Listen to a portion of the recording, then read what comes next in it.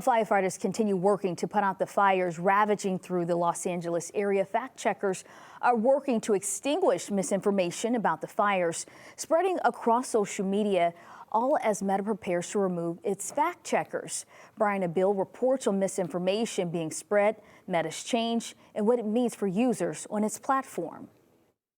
The parent company of Facebook and Instagram, Meta, is moving away from using third-party fact checkers to filter information. The fact checkers have just been too politically biased and have destroyed more trust than they've created. Soon it will be up to the public to flag inaccurate content, replacing the independent professionals that are right now working to stop misinformation about the California fires from spreading.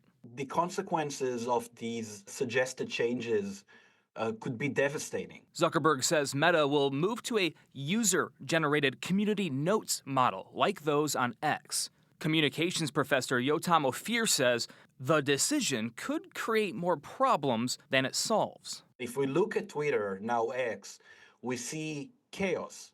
We see a rise in misinformation as evident in scientific studies. He says the average social media user may not be equipped to detect deception. Fact checkers are capable of doing that. They have the tools, they have the knowledge. But that's not always the case, according to digital social media professor Karen North, which she says is part of the problem Zuckerberg is trying to address. He feels that the trade-off of having the fact check versus the bias of the fact checkers is a problem for him. So he's pulling back on that and handing it back over to the public. North says there will still be safeguards in the forms of trained algorithms, internal trust and safety employees, plus the community moderators and the public. So the ecosystem of moderation will still be there to catch most of the stuff that's harmful. In Washington, Brian Abel reporting.